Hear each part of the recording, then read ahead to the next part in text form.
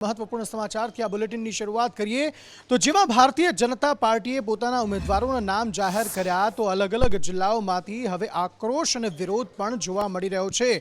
वात विजापुरनी होय के पछी वात अन्य जिल्लानी होय तमाम जिल्लाएथी अत्यारे विरोधनो जे वंटोळ छे ते सामे आवी रह्यो छे। खास उमराळानी वात करिए, केशोदनी वात करिए, आ तमाम जग्याएथी अत्यारे भारतीय जनता पार्टीना जे तमाम जे उम्मीदवारो छे तेमनो जे विरोध छे ते जोवा मळी रह्यो छे। उम्मीदवारोना नामनी जाहेरातनी साथे वडोदरा, विसनगर, सावरकुंडला आ उपरांत कमलम खाते पण विरोध अत्यारे जोवा मळी रह्यो छे। केशोद, उमराळा, कालावड आ तमाम जग्याए जे उम्मीदवारोना नामनी जाहेरात थई ते उम्मीदवारोना नामनी जाहेरातनी सामे जे स्थानिक कार्यकरो जे छे तेमनामां अत्यारे विरोध जोवा मळी रह्यो छे अने तमाम लोको जे उम्मीदवार छे ते बदलाय तेवी मांग करी रह्या छे।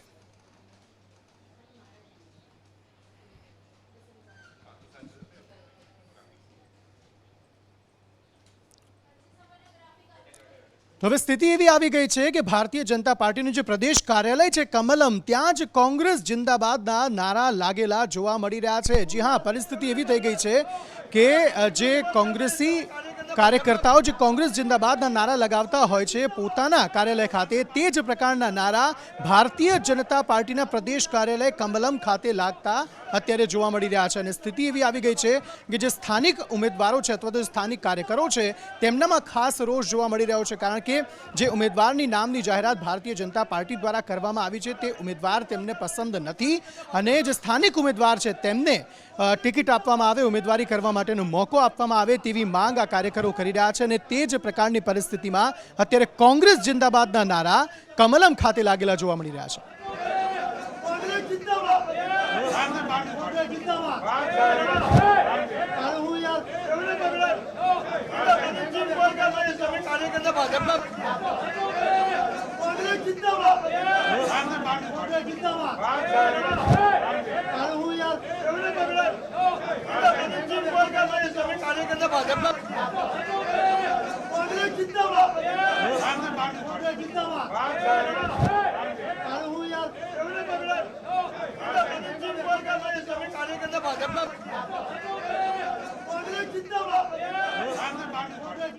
तो तमामनी वच्चे डेमेज कंट्रोलनी कार्यवाही पण अत्यारे करी देवामां आवी छे। महामंत्री प्रदीपसिंह वाघेला आ तमाम जे कार्यकरो छे तेमने तेओ सांभळी रह्या छे अने तमाम जे मुद्दाओ छे तेनुं निवारण आवशे तेवुं पण कहेता तेओ जोवा मळी रह्या छे। भाजप जे छे ते डेमेज कंट्रोल करवा माटे अत्यारे सक्रिय संपूर्णपणे थयुं होय तेवुं जोवा मळी रह्युं छे। शुं कह्युं प्रदीपसिंह वाघेलाए सांभळीए। આજે કેટલાક કાર્યકર્તાઓ એમની વ્યક્તિગત રજૂઆત માટે આવ્યા હતા, એમને સાંભળ્યા છે અને એમની રજૂઆતને યોગ્ય જગ્યાએ પહોંચાડવાની મારી જવાબદારી છે જે નિભાવીશ। હું ફરી એકવાર કહું છું કે ભારતીય જનતા પાર્ટી એવું સંગઠન છે જે સંગઠન પાસે દેવ દુર્લભ કાર્યકર્તા છે અને આ કાર્યકર્તા એ ભારતીય જનતા પાર્ટીની તાકાત છે। આ પહેલી ઘટના નથી, કાર્યકર્તાનો અધિકાર છે, અમારું કાર્યાલય અમારા માટે મંદિર છે। આ કાર્યકર્તાની અવાજ અહીંયા સુધી પહોંચાડવો એ એમનો અધિકાર છે ને અહીંયા આવે એ કાર્યકર્તાનું પોતાનું કાર્યાલય છે, અહીંયા આવે રજૂઆત કરવાનો અધિકાર છે। અધિકારના ભાગરૂપે કોઈ કાર્યકર્તા રજૂઆત કરવા માટે આવે તો અમારે સાંભળવાની હોય અને રજૂઆત યોગ્ય જગ્યાએ પહોંચાડવાની। લગભગ બધા જ કાર્યકર્તાઓ સાથે વાત થઈ છે, આપની સુધી જે માહિતી આવી છે એ અયોગ્ય છે અને ભારતીય જનતા પાર્ટીનો કાર્યકર્તા શિસ્તમાં કામ કરતો કાર્યકર્તા છે। એ શિસ્ત અને સંસ્કારને મૂકીને ક્યારેય એવું પગલું ન લે જેનાથી ભારતીય જનતા પાર્ટીને નુકસાન થાય। तो एक तरफ भारतीय जनता पार्टी कहे छे कि भाजप तो शिस्तमां माननारी पार्टी छे, संगठनमां माननारी पार्टी छे, कार्यकर्ताओनी पार्टी छे, परंतु आ ज कार्यकर्ताओ तेमना जे पूर्व जे नेताओ छे ते ज हवे भारतीय जनता पार्टीनी सामे चढ़ेला जोवा मळी रह्या छे, कारण के स्थानिक जे कार्यकरो छे तेमनी मांग छे कि स्थानिक उम्मीदवारने टिकिट आपवामां आवे अने भारतीय जनता पार्टीए जे नक्की करेलो मुहूर्तियो छे ते तेमने पसंद नथी अने आ प्रकारनो जे विरोध छे ते छे गांधीनगर सुधी पहोंचेलो जोवा मळी रह्यो छे। आखिर गांधीनगरमां कया प्रकारनी परिस्थिति भारतीय जनता पार्टी जे छे त्या डेमेज कंट्रोल कई रीते करी रही छे, आ अंगे વધુ માહિતી મેળવીએ हिरेन रावल पासेथी। हिरेन, તો જે પ્રકારે પ્રદીપસિંહે કહ્યું કે વ્યક્તિગત રજૂઆતો લઈને આવ્યા હતા અને એ સ્વાભાવિક સ્થિતિ છે, કારણ કે જે રજૂઆતો આવી હતી એ રજૂઆતોમાં તમામ લોકોની સ્થિતિ એવી હતી કે છાસ લેવી છે અને દોણી સંતાડી અને ત્યાંથી નીકળ્યા છે. પીઆઈ પટેલ પૂર્વ ધારાસભ્ય છે, કોંગ્રેસ છોડી ભારતીય જનતા પાર્ટીમાં 2017માં આવ્યા છે. એમણે ટિકિટ માટે દાવેદારી કરી હતી, એમને ટિકિટ નહોતી મળી. કેટલાક લોકો એવા છે કે જેણે વિજાપુર એપીએમસીમાં પોતાનો દબદબો યથાવત રાખવો છે, કેટલાકને મહેસાણા ડિસ્ટ્રિક્ટ બેંકની અંદર પોતાનો દબદબો રાખવો છે, અને આવા લોકો છે તે આજે રમણ પટેલના વિરોધમાં અહીંયા પ્રદેશ કાર્યાલય કમલમ ખાતે પહોંચ્યા હતા. ગત 5 વર્ષ પણ રમણ પટેલ ત્યાંથી સિટિંગ ધારાસભ્ય છે અને આ વખતે ફરીથી ભારતીય જનતા પાર્ટીએ તેમને રિપીટ કર્યા છે. આ રિપીટ કરતાની સાથે જ આ તમામ લોકો જે છે આગેવાનો, તેમણે પોતાના સમર્થકો સાથે આજે કમલમમાં પહોંચ્યા હતા. કમલમમાં પણ રમણ પટેલ હાય હાયના નારા પણ લગાવવામાં આવ્યા હતા. હદ ત્યાં સુધી થઈ કે કોંગ્રેસમાંથી આવેલા પીઆઈ પટેલ પોતાના સમર્થકો સાથે અહીંયા જ્યારે પહોંચ્યા હતા ત્યારે ભાજપના કાર્યાલયમાં કોંગ્રેસ જિંદાબાદના નારા પણ તેમના સમર્થકોએ લગાવ્યા હતા. જો કે પીઆઈ પટેલનું કહેવું છે કે હું ભાજપમાં છું અને ભાજપમાં જ રહીશ, હું ક્યાંય જવાનો નથી. પ્રદીપસિંહ તમામ લોકોને સાંભળ્યા હતા, તમામ લોકોને આકરા ટોનમાં પણ સમજાવવાનો પ્રયત્ન કરવામાં આવ્યો હતો અને તમામ કાર્યકર્તાઓ અહીંથી પાછા ગયા છે. સ્ટેજ ઉપરથી આશ્વાસન આપવામાં આવ્યું હતું કે અમે તમામ લોકો ભારતીય જનતા પાર્ટીની સાથે છીએ અને ભાજપની સાથે રહીશું. પરંતુ પહેલી વખત આ સ્થિતિ બની છે ભાજપમાં કે બહારથી આવેલા આયાતી ધારાસભ્યોને જે લેવાની પ્રક્રિયા ચાલુ કરી છે, ત્યારબાદ ભાજપમાં આ પ્રકારે અસંતોષ બહાર આવી રહ્યો છે. બિલકુલ, આભાર સમગ્ર માહિતી આપવા માટે હિરેન. ન માત્ર ગાંધીનગર પરંતુ રાજ્યના અલગ અલગ જિલ્લાઓમાં આ પ્રકારની પરિસ્થિતિ જોવા મળી રહી છે. ખાસ વડોદરાની વાત કરીએ તો વડોદરામાં પણ ત્રણ જેટલા ઉમેદવારો જે છે તે ભારતીય જનતા પાર્ટીને વરેલા છે, તેમણે અપક્ષ ઉમેદવારી કરવાનું મન બનાવ્યું છે અને આ ડેમેજ કંટ્રોલ કરવા માટે અત્યારે હર્ષ સંઘવી જે છે તે વડોદરાની મુલાકાતે પહોંચ્યા છે. આ તમામ બાબતે વધુ માહિતી મેળવીએ કૃણાલ શર્મા પાસેથી. કૃણાલ.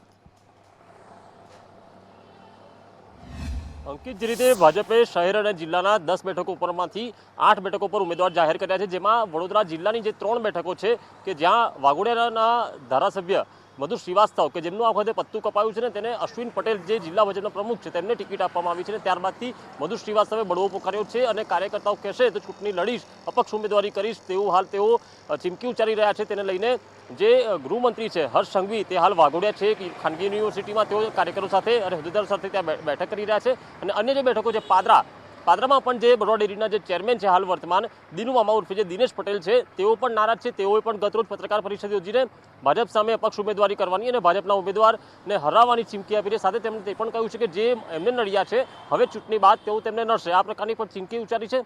અને કરજણમાં પણ જે રીતે ગાંધર સુગર ફેક્ટરીના ચેરમેન અને કરજણના પૂર્વ ધારાસભ્ય સતીશ નિશાળિયા કે જેમને કોંગ્રેસમાંથી આવેલા અક્ષય પટેલના કારણે તેમની ટિકિટ કાપવામાં આવી હતી, તેમને લાગતું હતું કે આ વખતે તેમને ટિકિટ આપવામાં આવશે, પરંતુ તેમને પણ ઉમેદવારી ન કરાતા તેઓ પણ નારાજ છે ને તેઓ પણ અપક્ષ ઉમેદવારી કરશે. એટલે કે જે 3 પૂર્વ ધારાસભ્યોએ હાલ બળવો પોકાર્યો છે ત્યારે ડેમેજ કંટ્રોલ માટે હર્ષ સંઘવીને કમાન સોંપાઈ છે અને હર્ષ સંઘવી હાલ એક્શન મોડમાં જોવા મળી રહ્યા છે. જોકે કોઈ પણ નારાજ ધારાસભ્ય કોઈ કાર્યકરો સાથે તેઓ મુલાકાત નથી કરવાના. જી કૃણાલ, આભાર સમગ્ર માહિતી આપવા માટે. ન માત્ર વડોદરા પરંતુ રાજ્યના અલગ અલગ જિલ્લાઓમાં આ પ્રકારની પરિસ્થિતિ જોવા મળી રહી છે, જ્યાં ભારતીય જનતા પાર્ટીના જ જે કાર્યકરો છે, ભારતીય જનતા પાર્ટીના જે પૂર્વ નેતાઓ છે તે અત્યારે વિરોધ કરતા જોવા મળી રહ્યા છે. રાજ્યમાં વડોદરા સિવાય અન્ય કયા જિલ્લાઓમાં આ પ્રકારની પરિસ્થિતિ જોવા મળી રહી છે, જ્યાં ડેમેજ કંટ્રોલ કરવાની જરૂર ભારતીય જનતા પાર્ટીને લાગી રહી છે? આ અંગે વધુ માહિતી મેળવીએ સંજય પાસેથી. સંજય. જે ભાજપે જ્યારે આજે ઉમેદવારોની બીજી યાદી જાહેર કરી છે તેમાં સૌથી વધારે વિરોધ જોવા મળી રહ્યો છે, કારણ કે જે પણ ઉમેદવારો જાહેર કર્યા હતા તેમના દરેક સ્થાન ઉપર વિરોધ જોવા મળી રહ્યો છે. ખાસ જામનગરની કાલાવાડ બેઠક ઉપરથી મેઘજી ચાવડાના નામ જાહેર કરતાની સાથે જ ત્યાં સ્થાનિક કાર્યકર્તાઓ દ્વારા તેમને વિરોધ કર્યો છે. તેમને એવો આક્ષેપ લગાવ્યો છે કે આ જે કાલાવાડ બેઠક છે પારિવારિક વાદ પર ચાલતી બેઠક છે, કારણ કે જે મેઘજીભાઈ ચાવડા છે તેમના પરિવારમાંથી અનેક સભ્યો ભાજપમાં હોદ્દેદારો છે. એ ઉપરાંત તેમના ભાઈ છે તે પણ જિલ્લા પંચાયતના સદસ્ય છે, તેમના ધર્મપત્ની છે તે પણ ગ્રામ પંચાયતના સભ્ય હોવાનો પણ આક્ષેપ કર્યો હતો. તેથી કરીને મેઘજી ચૌધરીનું નામ છે એ બદલવામાં આવે. એ ઉપરાંત કેશોદની અંદર પૂર્વ ધારાસભ્ય અરવિંદ લાડાણી છે તેમણે પણ ભાજપમાંથી રાજીનામું આપી દીધું છે. ત્યાંથી દેવા માલમને ફરીથી રિપીટ કરવામાં આવતા તેમની નારાજગી છતી કરી અને તેમને રાજીનામું આપ્યું. આ ઉપરાંત અરવિંદ લાડાણી અપક્ષમાંથી દાવેદારી નોંધાવવાનું પણ જે છે ચીમકી ઉચ્ચારી છે. ઉપરાંત ઉમરાળાની અંદર આત્મારામ પરમારના સમર્થકોએ વિરોધ પ્રદર્શન કર્યું હતું, કારણ કે ગઢડા બેઠકની અંદર શંભુનાથ ટુડિયાનું નામ જાહેર થતાં તેમની ટિકિટ કપાઈ છે. જ્યારે બાય ઇલેક્શન ગઢડા બેઠક ઉપર થયું ત્યારે આત્મારામ પરમારને ચૂંટણી લડાવવામાં આવી હતી અને તેઓ ત્યાંથી વિજેતા થયા હતા, પરંતુ પક્ષ તરફથી જે તેમને વચનો આપવામાં આવ્યા હતા તો વાયદા આપવામાં આવ્યા હતા તે પૂરા થયા નહોતા અને ફરીથી તેમણે દાવેદારી કરી હતી, પરંતુ આ વખતે ભાજપે તેમને ઉંમરના કારણે થઈને ટિકિટ કાપી છે. આ ઉપરાંત વિસનગરની અંદર પણ જે આરોગ્ય મંત્રી ઋષિકેશ હતા તેમના પણ વિરોધ જોવા મળ્યો છે. જસુ પટેલે આજે બેઠક કરી હતી. સાવરકુંડલા બેઠક પર મહેશ કસવાલાના નામનો પણ વિરોધ થયો હતો, પરંતુ મહેશ કસવાલા પોતે પણ ડેમેજ કંટ્રોલ કરવા માટેનો અત્યારે પ્રયાસ કરી રહ્યા છે. જી સંજય, આભાર સમગ્ર માહિતી આપવા માટે. આ પ્રકારની પરિસ્થિતિ ગત વિધાનસભાની ચૂંટણીમાં કોંગ્રેસની હતી, જ્યાંથી પણ ઉમેદવારોના નામની જાહેરાત કોંગ્રેસ કરતી હતી ત્યાંથી જે તમામ જે સ્થાનિક કાર્યકરો છે તે વિરોધ નોંધાવતા હતા. અને એવું નથી કે આ વખતે ભારતીય જનતા પાર્ટીમાં જે પ્રકારની સ્થિતિ છે, કોંગ્રેસમાં આ વખતે પણ આ પ્રકારની સ્થિતિ જોવા મળી રહી છે. રાજ્યના અલગ અલગ જિલ્લાઓમાં જેમ ઉમેદવારોના નામની જાહેરાત થઈ તેમ ત્યાંના જે સ્થાનિક કાર્યકરો છે તેમણે પોતાનો વિરોધ નોંધાવ્યો છે. રાજ્યમાં કયા કયા જિલ્લાઓમાં કોંગ્રેસના ઉકળતા ચરુ જેવી સ્થિતિ જોવા મળી રહી છે અત્યારે, આ અંગે વધુ માહિતી મેળવીએ મયુર સોની પાસેથી. મયુર, બિલકુલ કોંગ્રેસની અંદર કાળો કકળાટ જોવા મળી રહ્યો છે, ખાસ કરીને સુરેન્દ્રનગર, રાજકોટ પશ્ચિમની બેઠક અને બાયડને લઈને. બાયડની અંદર પોતાની ટિકિટ કપાતી હોવાની વાતને લઈને ઉમેદવાર છે તે સર્કિટ હાઉસ પહોંચ્યા હતા અને પોતાનો વિરોધ નોંધાવ્યો હતો. તો સુરેન્દ્રનગરની અંદર વાત કરીએ તો સુરેન્દ્રનગરના વઢવાણની અંદર ટિકિટ કપાતા કોંગ્રેસના ઉમેદવાર છે એ પોતાનો વિરોધ પોતાના કાર્યકર્તાઓ સાથે દર્શાવી ચૂક્યા છે. પરંતુ સૌથી હાઈ પ્રોફાઇલ બેઠક રાજકોટ પશ્ચિમની છે. અહીંયા કોંગ્રેસે 3 મહિના પહેલા જ એક દાવેદાર છે ગોપાલ અણકર, તેને હા પાડી દીધી. તેને પોતાનો પ્રચાર શરૂ કરી દીધો અને અચાનક પાટીદાર કાર્ડ આવ્યું અને મનસુખ કલારીયાનું નામ આવ્યું હતું. ગઈકાલે પણ રઘુવંશી સમાજ દ્વારા વિરોધ કરાયો હતો કે તેમના સમાજને સૌરાષ્ટ્રની અંદર બાકાત કરી નાખવામાં આવ્યો છે. કોંગ્રેસે એક પણ ટિકિટ નથી આપી, એટલે રાજકોટની ટિકિટ આપવી જોઈએ. આજે પણ કોંગ્રેસના ખાસ કરીને અનેક પૂર્વ રઘુવંશી આગેવાનો છે એ રાજકોટની અંદર રસ્તા ઉપર ઉતર્યા હતા અને પોતાની વાતને મજબૂતીથી રજૂ કરી હતી. છેલ્લી ઘડી સુધી હજુ સુધી રાજકોટ પશ્ચિમની બેઠક માટે કોંગ્રેસે નામ નથી જાહેર કર્યું. તેનું કારણ એકમાત્ર છે કે અહીંયા આંતરિક ગુગવાટ અને કકડાટ ભરપૂર રીતે બોલાઈ રહ્યો છે. એક તરફ પાટીદાર સમાજ છે તેને સાચવવાની વાત છે અને બીજી તરફ રાજકોટની અંદર એક પણ પક્ષે રઘુવંશી સમાજને ટિકિટ નથી આપી, એટલે એ સમાજને પણ કઈ રીતે સાચવવો તેની મથામણ હાલ કોંગ્રેસની અંદર થઈ રહી છે. જી મયુર, આભાર સમગ્ર માહિતી આપવા માટે. આ ઉપરાંત ગુજરાતની સાથે સાથે હિમાચલ પ્રદેશમાં પણ વિધાનસભાની ચૂંટણી છે અને આજે તેની 68 બેઠકો માટે મતદાનની જે પ્રક્રિયા છે તે ચાલી રહી છે. 68 બેઠકો માટે સવારથી જ મતદાનની પ્રક્રિયા જે છે તે શરૂ થઈ ગઈ હતી અને અલગ અલગ જે મોટા ગજાના નેતાઓ છે, જેપી નડ્ડા હોય, અનુરાગ ઠાકુર હોય, તેમણે મતદાન કર્યું હતું. ત્યારે અત્યારે હિમાચલ પ્રદેશમાં મતદાનને લઈને કયા પ્રકારની પરિસ્થિતિ જોવા મળી રહી છે, કેટલા ટકા જે મતદાન છે તે નોંધાયું છે અત્યાર સુધી, આ અંગે વધુ માહિતી મેળવીએ અજય યાદવ पासेથી. अजय, देखिए, निश्चित तौर पे अंकुर, हिमाचल में विधानसभा चुनाव के जो वोटिंग है वो तेज़ी से चल रही है, लेकिन अभी 1 बजे तक अगर बात करें वोटिंग परसेंटेज की, करीब 37% तक वोट पड़ा था. लेकिन पिछली बार विधानसभा चुनाव की बात करें तो उस वक्त काफ़ी बड़े पैमाने पे वोट डाले गए थे. 75% के करीब मतदान हुआ था. लेकिन इस बार क्या 75% का मतदान के करीब मतदान हो पाएगा या नहीं हो पाएगा, ये देखने वाली बात होगी. लेकिन उस 75% के हिसाब से थोड़ा धीमा मतदान चल रहा है. लेकिन हिमाचल प्रदेश में अलग अलग इलाकों में चल रहा है. खास करके कई ऐसे इलाके हैं जिसमें चंबा भी शामिल है, जहां पर भारी बर्फबारी है और बर्फबारी के बीच लोग वोट डालने जा रहे हैं. वहीं पर दूसरा घाटी के इलाके हैं, जहां तलहटी के इलाके हैं, वहां पे भी लोग बढ़ चढ़ करके हिस्सा ले रहे हैं. और कुल मिला के 68 जो विधानसभा सीटें हैं उसके लिए वोट डाले जा रहे हैं. सुबह 8 बजे से मतदान प्रक्रिया शुरू हुई है, जो कि शाम के 5 बजे तक चलेगी. इस बीच प्रधानमंत्री नरेंद्र मोदी, अमित शाह और तमाम सारे जो गुजरात के जो हिमाचल प्रदेश के जो चीफ मिनिस्टर थे जयराम ठाकुर, उनकी तरफ से बढ़ चढ़ कर वोट डालने की अपील की गई है. इस बीच जो बीजेपी के राष्ट्रीय अध्यक्ष है जेपी नड्डा, अनुराग ठाकुर जो कि केंद्रीय मंत्री, इनकी तरफ से भी वोट डाले गए हैं. 105 साल से बूढ़ी महिला से लेकर के युवाओं तक बढ़ चढ़ के लोग भागीदारी करते हुए नजर आ रहे हैं. यहाँ तक कि 157 महिला बूथ बनाए गए हैं, जहाँ पर पूरा मतदान बूथ का संचालन जो है महिलाओं के द्वारा किया जा रहा है. तो फिलहाल मतदान की प्रक्रिया चल रही है. दोपहर 1 बजे तक 37% के करीब मतदान हो पाया है. देखना यह होगा कि 75% का आंकड़ा क्रॉस पर कर पाता है या नहीं कर पाता है. जी अजय, शुक्रिया सारी जानकारी देने के लिए. आ तरफ ગુજરાતમાં વિધાનસભાની ચૂંટણી છે ને તેવામાં પક્ષો જે છે તે અન્ય પક્ષો પર આરોપ પ્રત્યારોપ કરતા જોવા મળી રહ્યા છે. ખાસ ભારતીય જનતા પાર્ટીની વાત કરીએ તો આ વખતે કોંગ્રેસ નહીં પરંતુ આમ આદમી પાર્ટી પર આક્ષેપ કરતા ભારતીય જનતા પાર્ટીના જે નેતાઓ છે તે જોવા મળી રહ્યા છે. આખરે આમ આદમી પાર્ટી, કેજરીવાલ અને જે અન્ય નેતાઓ આમ આદમી પાર્ટીના છે ગુજરાતના, તેમના વિશે શું કહ્યું આવો સાંભળીએ. गुजरात में भी विधानसभा के चुनाव हैं, यहां भी एक स्टार कैंपेनर की लिस्ट आई। इस स्टार कैंपेनर की लिस्ट में वो तो 22 नंबर पे थे, 8वें नंबर पे गोपाल इटालिया का नाम आ गया। अब गोपाल इटालिया वो व्यक्ति है जो कहते हैं जो हिंदू देवी देवताओं के मंदिर हैं ये महिलाओं का शोषण करने का अड्डा है।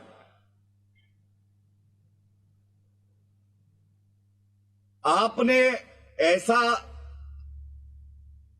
चोट पहुंचाने वाला वक्तव्य व्यक्ति देता है उसको स्टार कैंपेनर बना दिया। और क्या आपसे यह सवाल नहीं पूछा जाएगा कि ये जो नफरती लोग हैं केवल आपको यही लोग मिलते हैं? सबसे बड़ा नफरती, हिंदू विरोधी, भ्रष्टाचारी, कट्टर बेईमान, महाठग, वसूली का किंगपिन कोई है तो अरविंद केजरीवाल है। એવું નથી કે માત્ર ભારતીય જનતા પાર્ટીના જે નેતા છે તે આમ આદમી પાર્ટીના નેતાઓ પર કે આમ આદમી પાર્ટી પર પ્રહારો કરી રહ્યા છે, કોંગ્રેસ પણ જે છે તે પણ આમ આદમી પાર્ટી અને આમ આદમી પાર્ટીના નેતાઓ પર પ્રહાર કરતી જોવા મળી રહી છે। અશોક ગેહલોતે પ્રેસ કોન્ફરન્સ કરી હતી અને અશોક ગેહલોતે આમ આદમી પાર્ટી પર વાક પ્રહારો કર્યા હતા। આખરે અશોક ગેહલોત દ્વારા શું કહેવામાં આવ્યું આમ આદમી પાર્ટી વિશે, આવો સાંભળીએ। ये आप पार्टी फतफत कर रही है बैठे बैठे, जिस प्रकार से बोल रही थी गांव में जा करके, जैसे मतलब पूरा गुजरात को उन्होंने कब्जा कर लिया है। बड़ा करिश्मा वाला नेता है केजरीवाल जी, कि 6 महीने के अंदर एक स्टेट पे कब्जा कर लेंगे वो। ऐसी दुर्गति उनकी हुई है। मैंने कहा जैसे कूदेगी कांग्रेस मैदान में नजर नहीं आएंगे। आज वो नजर नहीं आ रहे हैं, गाँव से छिपते हुए फिर रहे हैं, ये आप देख लीजिए। અશોક ગેહલોતે અરવિંદ કેજરીવાલ અને આમ આદમી પાર્ટી પર આ પ્રહારો કરતા પહેલા કોંગ્રેસ માટે પોતાના ગુજરાતના ચૂંટણી ઢંઢેરાની જાહેરાત કરી અને આ ચૂંટણી ઢંઢેરામાં અલગ અલગ મુદ્દાઓનો સમાવેશ ખાસ રાહુલ ગાંધી દ્વારા જે વચનો આપવામાં આવે છે ગુજરાતને તે 8 વચનોનો તેમાં સમાવેશ કરવામાં આવ્યો છે અને ખાસ વીજળીની તેમાં વાત કરવામાં આવી છે, રોજગારીની વાત કરવામાં આવી છે, ખેડૂતોની વાત કરવામાં આવી છે। આ સમયગાળા દરમિયાન જ્યારે મેનિફેસ્ટો જાહેર કર્યો તે સમયગાળા દરમિયાન અશોક ગેહલોતે શું કહ્યું, આવો સાંભળીએ। चाहे महंगाई का मुद्दा हो, बेरोजगारी का मुद्दा हो, या जो देश में जो माहौल है तनाव का, हिंसा का, वो समाप्त हो, प्यार मोहब्बत और भाईचारे में लोग रहें, ये मुद्दा हो, या शिक्षा हो, या स्वास्थ्य सेवाएं हो, या किसानों के मुद्दे हों, तमाम मुद्दों का समावेश किया गया है। और यहाँ पे भी आप देखेंगे कि सरकार बनने के बाद में पहले कैबिनेट के अंदर यही मैनिफेस्टो जो है वो सरकारी डॉक्यूमेंट बन जाएगा। मैं आपको विश्वास दिलाता हूँ। इस रूप में हम लोगों ने एक नई शुरुआत की। અમે ગુજરાતમાં ભાઈ શ્રી રજનીકાંતે કહ્યું તેમ ઓનલાઈન અને ઓફલાઈન 65 લાખ લોકો સાથેથી એક પરામર્શ કર્યો અને જે ફીડબેક મળ્યો એનો નિચોડ બનાવીને આ મેનિફેસ્ટોમાં એમના મનની વાત મૂકેલી છે અને જનતાની મનની વાત સમો આ ગુજરાત પ્રદેશ કોંગ્રેસ સમિતિનું ઘોષણાપત્ર તૈયાર કરીને આપની સામે પેશ કરી રહ્યા છે। તો એક તરફ ભારતીય જનતા પાર્ટીએ પહેલા 160 ઉમેદવારોની યાદી જાહેર કરી, બીજી તરફ 6 ઉમેદવારોની યાદી પણ જાહેર ભારતીય જનતા પાર્ટી દ્વારા કરી દેવામાં આવી છે। તે બાદ CR પાટીલ જે છે તેમના દ્વારા નિવેદન આપવામાં આવ્યું છે, કારણ કે ભારતીય જનતા પાર્ટીમાં અલગ અલગ જગ્યાએ અલગ અલગ જિલ્લાઓમાં જે પ્રકારની પરિસ્થિતિ અત્યારે જોવા મળી રહી છે, વિરોધ જોવા મળી રહ્યો છે, તેને લઈને CR પાટીલે કહ્યું કે તમામ જે ઉમેદવારો છે તેમના કાર્યકર્તાઓ છે તેમની સાથે ચર્ચા કરવામાં આવે છે અને ત્યારબાદ તે ઉમેદવાર જે છે તેને નક્કી કરવામાં આવતા હોય છે। આ વિશે CR પાટીલે શું કહ્યું, આવો સાંભળીએ। હવે જે નામ જાહેર થયો ને એમને ખબર પડી કે હું સુરતમાં છું તો એ મને મળીને ગયા, શુભેચ્છા આપી છે।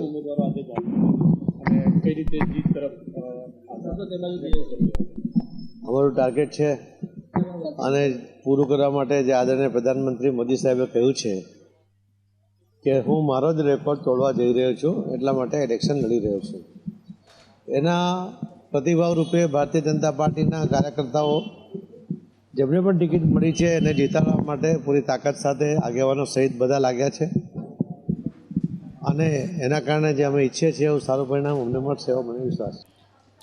તો આગામી 14 તારીખ પ્રથમ ફેઝનું જે મતદાન છે તેના માટે ઉમેદવારી કરવાની અંતિમ તારીખ છે અને તે પહેલાં કોંગ્રેસમાં હજુ પણ 14 જેટલી બેઠકો એવી છે કે જ્યાં પોતાના ઉમેદવારો જે છે તેમના નામની જાહેરાત કરવાની કોંગ્રેસને બાકી છે. હવે શું એ તો કારણ છે અત્યારે કે કોંગ્રેસ જે છે તે આ બેઠકો પર પોતાના ઉમેદવારોના નામની જાહેરાત નથી કરી શક્યું, કારણ કે હવે 2 દિવસ બાકી છે.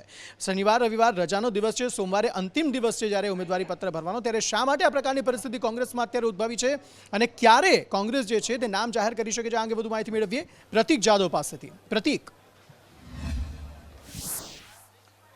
અંકિત, 14 તારીખ છેલ્લી છે કે પ્રથમ તબક્કામાં જ્યારે મતદાન થવાનું છે તેના માટે ઉમેદવારી કરવાનો અને ત્યારબાદ ઉમેદવારી નહીં કરી શકાય અને આવી 14 બેઠકો એવી છે કોંગ્રેસની કે જ્યાં આગળ હજુ પણ ઉમેદવારો જાહેર કરવાના બાકી છે, કારણ કે આ 14 બેઠકો ઉપર કોંગ્રેસનો પેચ ફસાયો છે. આ બેઠક ઉપર કયા ઉમેદવારને ટિકિટ આપી તેને લઈને હાલ અસમંજસ જોવા મળી રહી છે, પરંતુ અશોક ગેહલોત હાલ ગુજરાતમાં છે અને ગુજરાતમાં આવ્યા બાદ હવે આ 14 બેઠક ઉપર મનોમંથન કરાવી રહ્યું છે. સાથે જ જે ઉમેદવારો છે તેમની સાથે 1-to-1 મિટિંગ કરાવવામાં આવી રહી છે, જેથી કરીને આ બેઠક ઉપર કોને ટિકિટ આપી તે સવાલ ન ઉદ્ભવે અને તેના ઉપર વિરોધ ન થાય, કારણ કે આ 14 બેઠકો એવી છે કે જેના ઉપર કહી શકાય કે કોંગ્રેસના જે ધારાસભ્ય હતા તે છોડીને ગયેલા છે અથવા તો કોઈ પણ અન્ય પાર્ટીમાંથી આવેલા જે ઉમેદવાર છે તેમને ટિકિટ આપવાની છે. ત્યારે આ બેઠકો ઉપર જો ટિકિટ ન આપવામાં આવે તો આયાતી ઉમેદવારને અને એમાં ભડકો ન થાય તેના માટે આ 14 બેઠકો બાકી રાખવામાં આવી છે, જેમાં સૌથી વધુ બેઠકો સૌરાષ્ટ્રની છે. સૌરાષ્ટ્રની બેઠકની જો વાત કરવામાં આવે તો બોટાદમાં મનહર પટેલનું નામ ફાઇનલ ગણવામાં આવે છે, પરંતુ તેમ છતાં પણ તેમને ટિકિટ નથી આપવામાં આવી,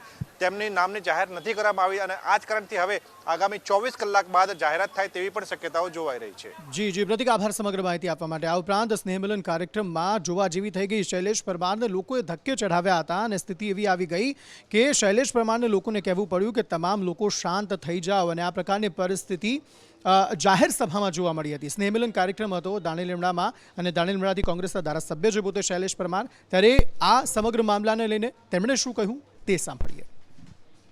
કોંગ્રેસે આજે તેમનો મેનિફેસ્ટો જાહેર કર્યો છે અને આ મેનિફેસ્ટોના આધારે જ કોંગ્રેસના જે નેતાઓ છે તે હવે ચૂંટણી પ્રચાર કરવા જશે. કોંગ્રેસના ધારાસભ્ય શૈલેષભાઈ પરમાર આપણી સાથે. શૈલેષભાઈ, શું કહેશો? આજે ચૂંટણી ઢંઢેરો જાહેર કર્યો છે, કેવી રીતે જોશો આ ઢંઢેરાને?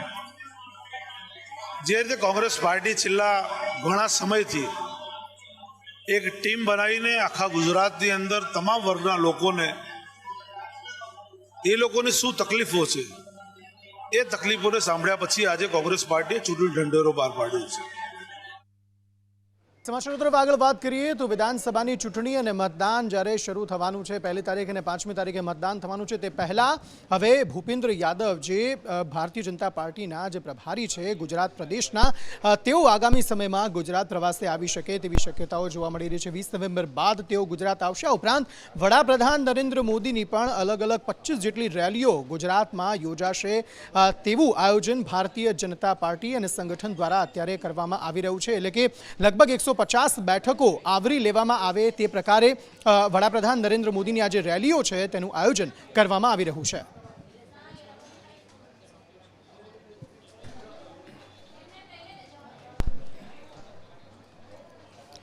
તો આ તરફ અમદાવાદમાં પણ અલગ અલગ જે વિધાનસભાની બેઠકો છે તેને લઈને હવે પાલિકા દ્વારા કામગીરી જે છે તે શરૂ કરી દેવામાં આવી છે. 21 વિધાનસભા બેઠકને લઈને કામગીરી જે છે તે અમદાવાદમાં શરૂ કરી દેવામાં આવી અને આ કામગીરીને લઈને બેઠકો માટે 54,000 જે કર્મીઓ છે તેમને કામગીરી સોંપવામાં આવી છે.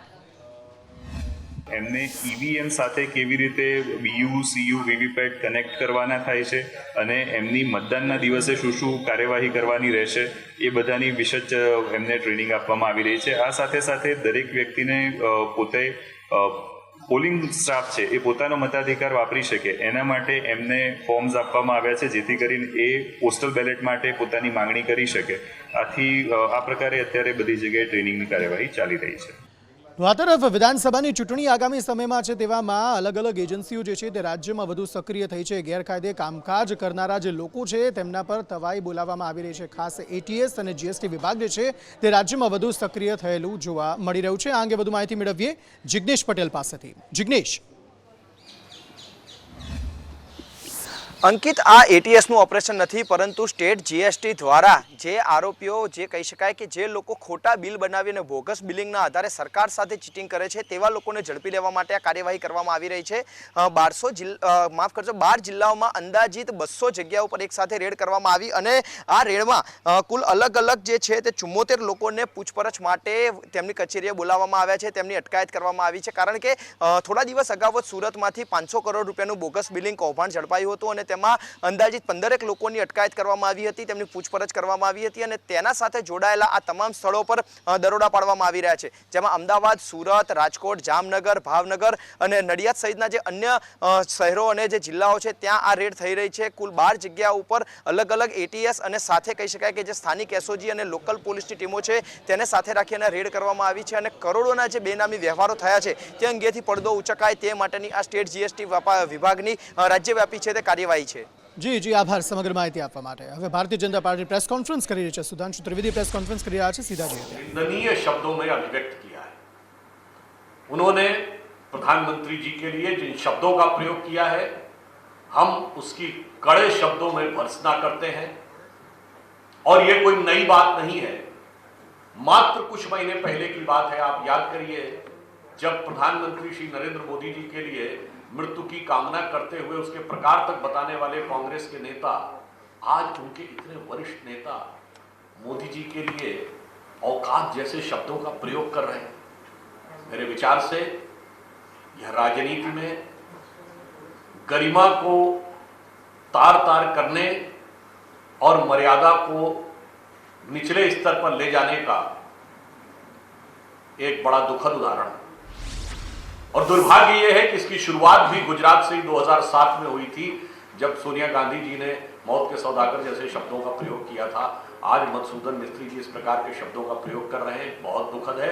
परंतु मैं यह भी कहना चाहूंगा, वो सरदार पटेल जी के संदर्भ में कह रहे हैं तो मैं याद दिलाना चाहता हूं कि उन्होंने जब औकात शब्द की बात कही तो 1946 में जब अंतरिम सरकार बननी थी और सभी प्रदेश कमेटियों से नाम मांगे गए थे कि किस किस को प्रधानमंत्री बनना चाहिए, तो 1 वोट पट्टाभी सीतारमैया जी के पक्ष में, 1 या 2 वोट जेबी कृपलानी के पक्ष में और बाकी सारे के सारे वोट सरदार पटेल के पक्ष में और 0 वोट नेहरू जी के पक्ष में थे.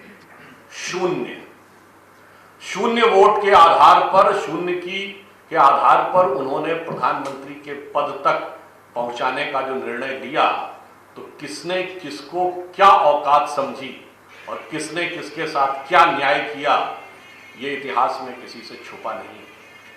उसके बाद बताइए, सरदार साहब की मृत्यु के बाद कोई कांग्रेस का नेता बताए कि 8-10 वर्षों तक कोई एक योजना जो कांग्रेस सरकार ने शुरू की उनके नाम पे, कोई एक संस्थान जो शुरू किया हो उनके नाम पे, वो 1958-60 के बाद शुरू हुआ. भारत रत्न तो अलग की बात है.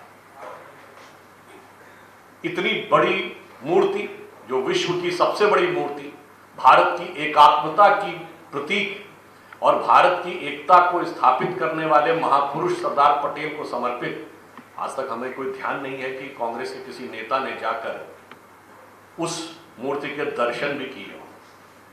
हाँ, मैं कहना चाहता हूं कि यह इसलिए और भी कष्टकारक हो जाता है कि ये गुजरात का यह चुनाव स्वतंत्रता के अमृत महोत्सव वर्ष में हो रहा है और गुजरात वो धरती है जहां से महात्मा गांधी भी निकले थे, जिन्होंने स्वराज, हिंद स्वराज का कॉन्सेप्ट दिया था और यहीं से सरदार पटेल निकले थे जिन्होंने पूरा एकीकरण किया था. तो मैं कांग्रेस पार्टी को बता देना चाहता हूं कि सरदार साहब ने पूरा एकीकरण तो कर दिया था, उसमें एक अंश रह गया था, वो था जम्मू कश्मीर का पूर्ण एकीकरण.